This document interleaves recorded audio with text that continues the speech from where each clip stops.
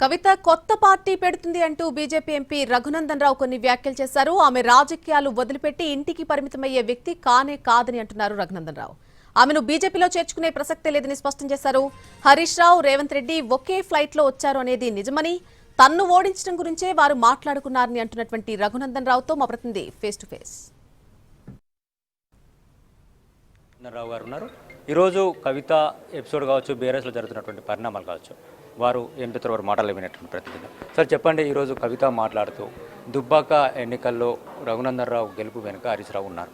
అట్లా అనలేదు కవిత ఏమైనదంటే TRS party కార్యకర్తలు చెప్పారు హరీష్ రావుని ఇక్కడ ఇన్ఛార్జ్ పెట్టకుండ్రి, హరీష్ రావుని ఇన్ఛార్జ్ పెడితే దుబ్బాక ప్రజలకు హరీష్ రావు మీద పీగల్లా కోపం ఉంది, ఎందుకంటే వచ్చిన ప్రతి పైసా సిద్దిపేట, గజ్వేల్, సిరిసిల్లకే ఎత్తుకపోయారు, మా దుబ్బాకకి ఏమీ లేదు, గసంటోని ఇన్ఛార్జ్గా పెట్టి ఎలక్షన్స్ కొడతాయితే ఎట్లా గెలుస్తారు అని చెప్పారు తప్ప రఘునందన్ రావు గెలుపుకి హరీష్ రావు ఎట్లుంటాడన్న.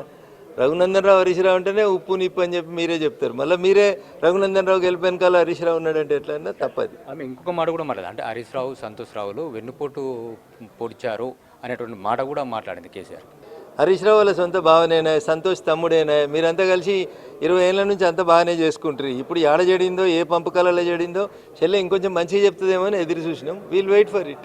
గతంలో కూడా ఒక కామెంట్ చేశారు, హరీష్ రావు, రేవంత్ రెడ్డి ఒకే ఫ్లైట్లో వచ్చారని చెప్పి. సో అదే విషయాన్ని ఈరోజు కవిత కూడా ప్రస్తావించింది, హరీష్ రావు, రేవంత్ రెడ్డితో కాంప్రమైజ్ అయ్యారు, ఆయనకు కాలం మీద పడ్డారని చెప్పేసి. ఆ ఫ్లైట్లో నేను లేను కాబట్టి అక్కడ ఏం జరిగింది చెప్పలేను, బట్ ఆ ఫ్లైట్లో నా క్లయింట్ ఒకతను వచ్చాడు ఆస్ట్రేలియా నుంచి, అతను చెప్పినాడు నాకు ఈ సంఘటన అంతా, చెప్తేనే నేను తెల్లారి వచ్చి ప్రెస్ మీట్ పెట్టాను. But it was a fact, seat నెంబర్లతో సహా వాళ్ళు ఎక్కడెక్కడ సీట్లు తీసుకున్నారు, టికెట్లు ఏంది అంతా నేను ఆ రోజు మీకు మార్చి 22 రోజు ఫ్లైట్ నెంబర్తో సహా చెప్పాను. అప్పుడు మెదక్ పార్లమెంట్ ఎన్నికలలో నన్ను గెలవకుండా ఉండడానికి ఏం చేయాలనే విషయంలో వాళ్ళిద్దరు చర్చించినటువంటి విషయం నాకు సంబంధించిన విషయం అంతే, కాబట్టి నేను అంతే మాట్లాడినా మీడియాతో. హరీష్ రావు వెనుక రేవంత్ రెడ్డి ఉన్నారని చెప్పేసి మీరు అనుకుంటున్నారు. అక్కడ ఏం జరిగింది అనేది కవిత అంత క్రిస్టల్ క్లియర్గా చెప్తా ఉంది, కాబట్టి ప్రజలు ఏం ఆలోచిస్తారనేది కొద్దికాలం వేచి చూద్దాం. ఈరోజు అంటే ఇక బీఆర్ఎస్లో జరుగుతున్నటువంటి పరిణామాలు ఎటువైపు దారితీస్తే, మీరు కూడా అక్కడ పనిచేశారు, కేసీఆర్తో సన్నిహితంగా ఉండి బయటకు వచ్చినటువంటి వ్యక్తి. సో దీనిపైన మీ యొక్క అభిప్రాయం ఏంది, ఏ విధంగా ఉండబోతుంది బీఆర్ఎస్ పరిస్థితి? రోజు రోజుకు క్షీణిస్తున్నటువంటి కేసీఆర్ గారి ఆరోగ్యం, రోజు రోజుకు ఆ కుటుంబంలో జరుగుతున్నటువంటి కొట్లాటలు, ఇవన్నీ వెరసి వచ్చే ఎన్నికల దాకా అసలు టీఆర్ఎస్ ఉంటుందా ఉండదా అనేది ఒక డోలాయనమైనటువంటి పరిస్థితి లోపల ఆ పార్టీ ఎమ్మెల్యేలు ఉన్నారు.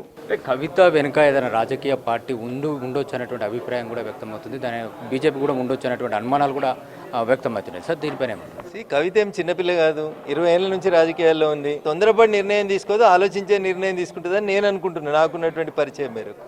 కవితను ఒకవేళ బీజేపీలోకి వస్తా అని చెప్తే ఆహ్వానించేటువంటి అవకాశం ఏమైనా ఉందా? మా భారతీయ జనతా పార్టీలో అధ్యక్షుడు సుప్రీం, మా అధ్యక్షుడు నిన్ననే చెప్పినారు అవినీతి పరులకి మా పార్టీలో ఆస్కారం లేదని, అంత క్రిస్టల్ క్లియర్గా కుండబద్దలు కొట్టినట్టు మా రాష్ట్ర పార్టీ అధ్యక్షుడు చెప్పిన తర్వాత ఇంకా దాని మీద చర్చ ఎందుకన్నా. ఇది రఘునందన్ రావు గారు చెప్తున్నటువంటి విషయం.